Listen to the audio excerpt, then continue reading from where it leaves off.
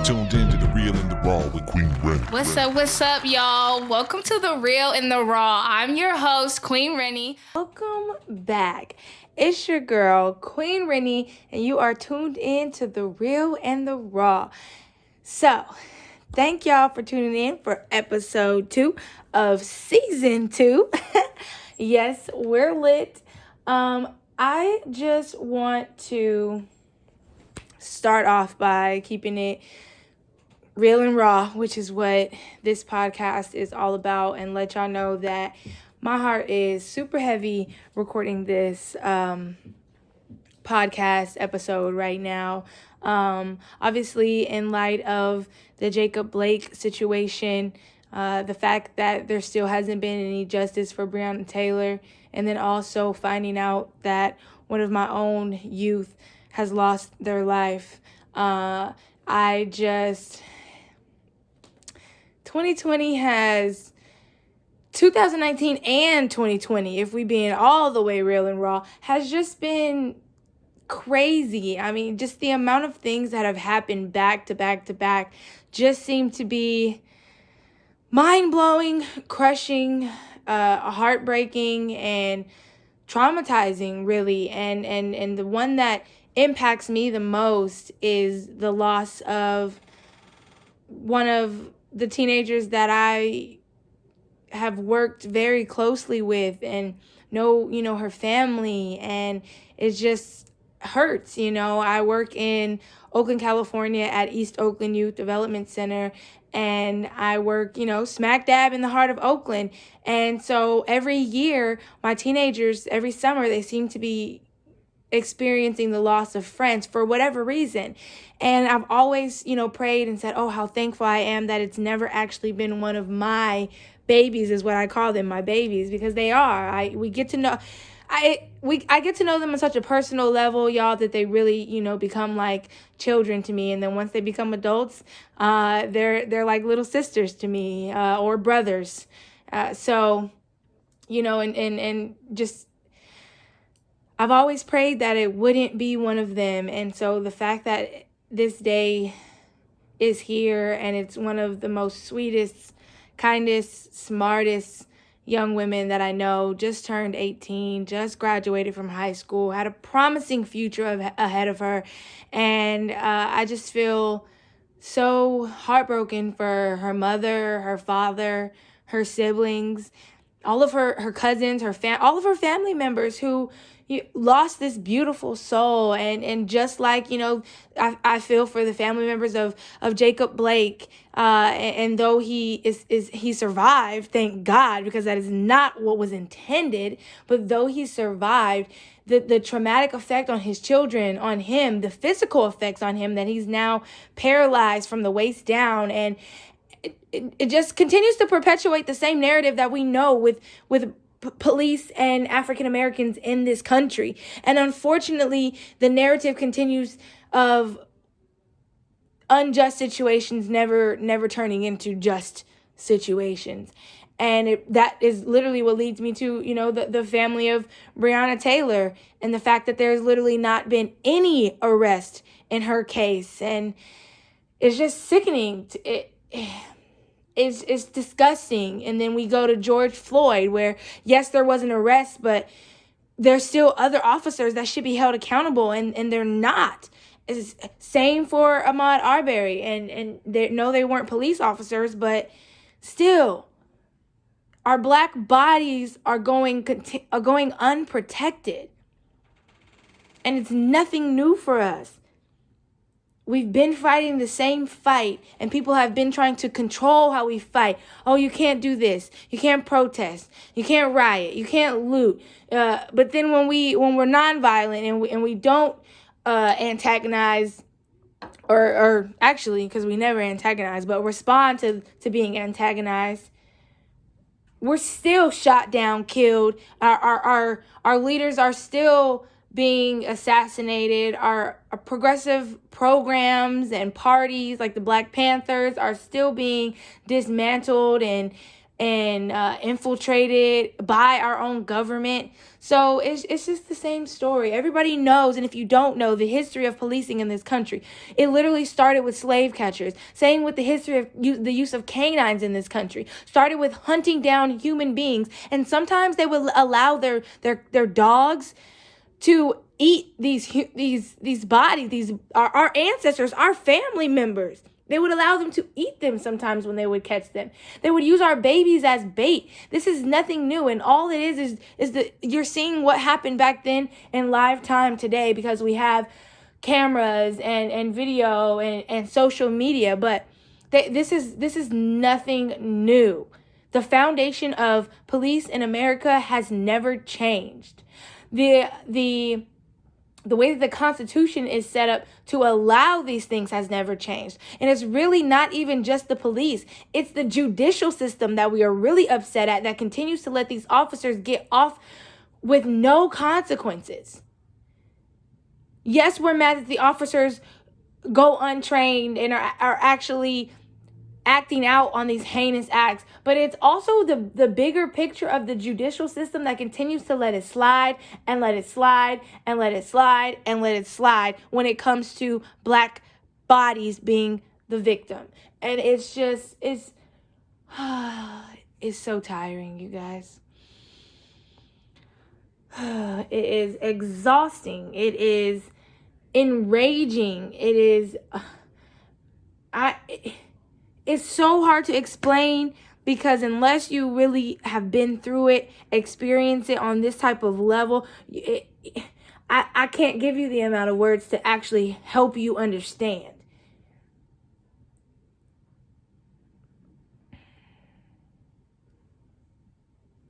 I don't have the words for y'all today because it's just that upsetting that sometimes it's better to not speak.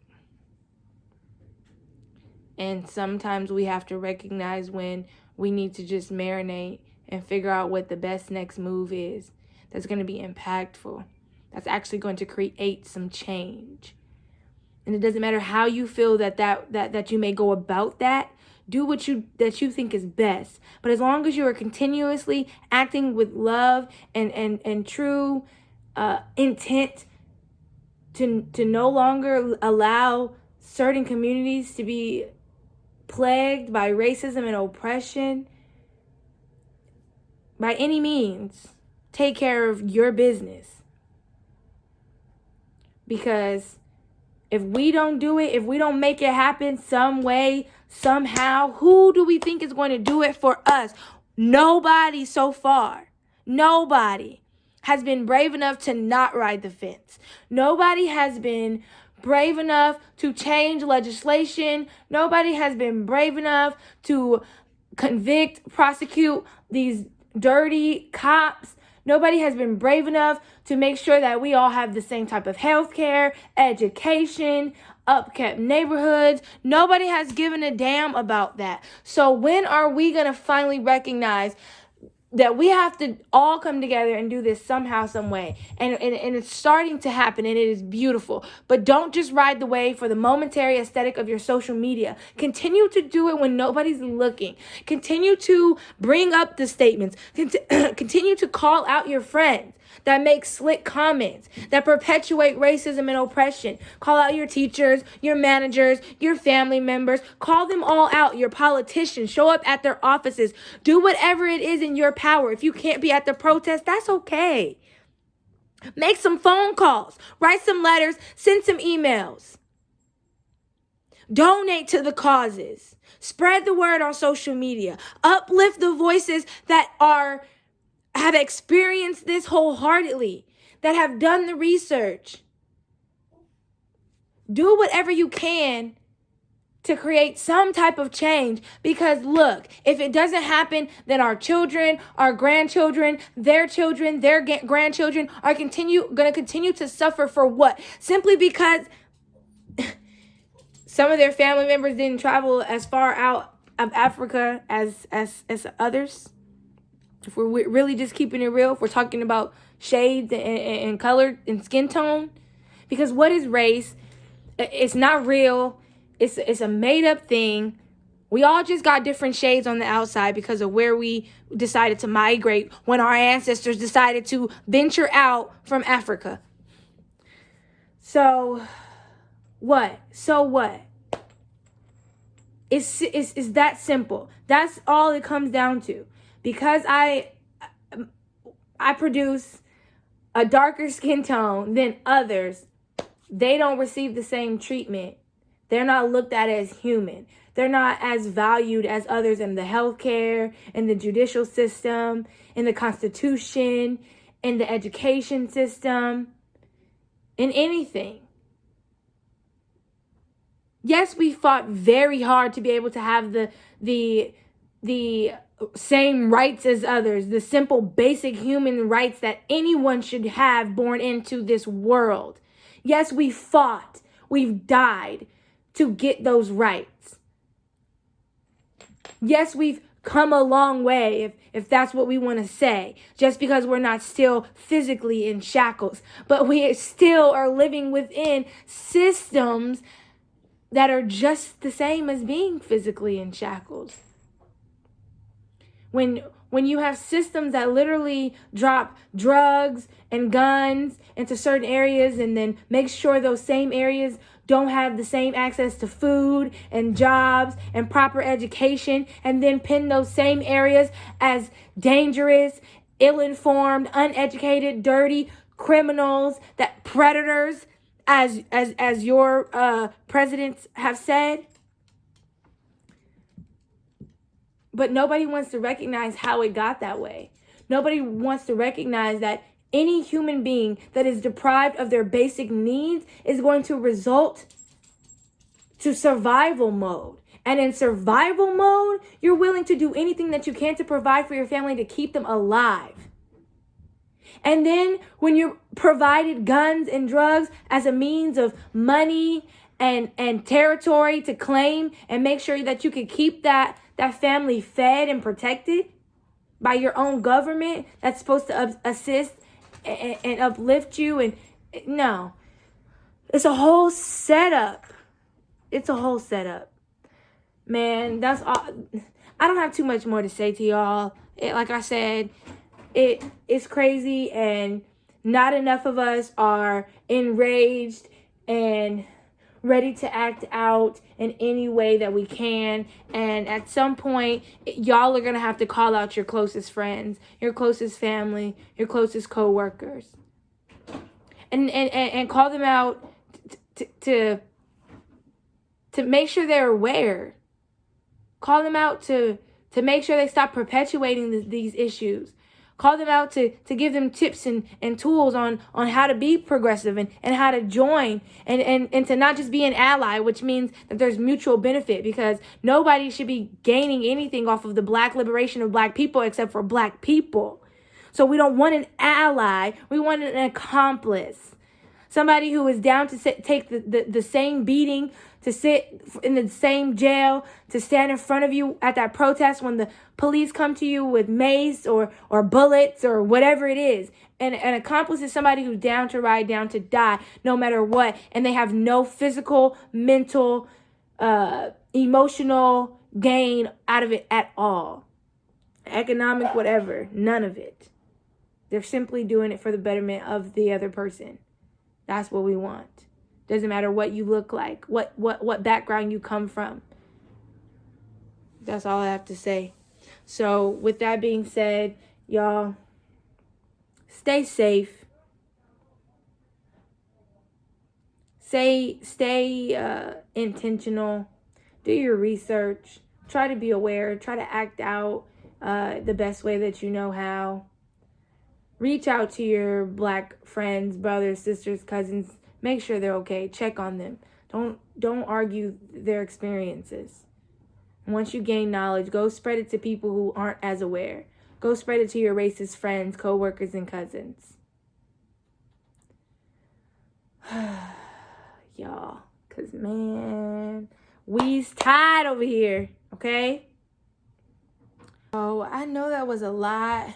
I know it was a touchy, hard topic. I know it may have been hard or frustrating for some of you all to hear, but it's necessary, and I'm not ever going to not express how I feel about what's going on with my community, my brothers and sisters out there, and the unjust treatment that we continue to receive in this country. So that's just that on that. And I will include some links to each of the situations that I spoke on, Breonna Taylor and Jacob Blake. If so, for anybody who's not already aware, Jacob Blake was the black male who was in Kenosha, who was shot 7 times in the back by police officers and survived, but is now paralyzed from the waist down. So that is what I was speaking about. And so, yes, the investigation is still ongoing. And so there's more information to be heard, but as far as we know, that's the situation as of right now. So with all of that being said, I would really love to hear how y'all feel about all of this, what you guys think about my opinion on all of this, and how it's affected you all, and just what your thoughts on everything that's going on right now. I mean, with COVID and the 2 candidates that we have up for election, y'all. So let's keep this conversation going, y'all. In the next episode of the Real Read Back segment, y'all. It's been that much of a day, okay? So don't be afraid to dive into the comment section of our YouTube channel at Queen Renny Barnes, or email us at realqr@gmail.com for anything you want left anonymous to the audience. I got y'all on the hush hush. If you want to make a comment that you don't want nobody else to know that it came from you, okay? But if you ain't afraid, go ahead and hop in the comment section of the YouTube, okay? And what I want to know is, like I said, what are your thoughts on what I touched on with Breonna Taylor and Ahmaud Arbery and Jacob Blake, and just you all's feelings about the system and racism and oppression in general, and how has it affected you personally? What are you working on to try and create some change? Do you have any questions about what you could be doing? Please don't be afraid to ask me. As I've said before, you guys, I am an activist. This is literally what I do. This is what I talk about on the daily. So these are the type of hard conversations I have all of the time. So if you ever have questions on how you can become an accomplice, reach out to your girl. All right? Okay. So subscribe to this podcast, y'all. Look, we are on Podbean. Episodes 1 and 2 will be up sometime next week, so go ahead and subscribe. You can watch season 1 right now, or should I say listen to season 1 right now on Podbean at The Real and the Raw, or you can watch all of season 1 and episodes 1 and 2 of season 2 on our YouTube at Queen Renny Barnes. Yeah, that's right. That's me. Check it on out, y'all. So don't forget to like and subscribe to the YouTube channel also, okay? Period. With all of that being said, you guys, let's wrap this episode up with a positive vibe, because I know I need it. And for anybody else out there that is just not having the best of weeks, I'm thinking of you too. In the words of the late, great Sean E. Washington II and my big brother, close your eyes, take a deep breath, and reflect. It'll be all right. Most of the time, things work out fine if you just relaxed your mind. Catch us next time. Sending peace and love. Queen Renny out.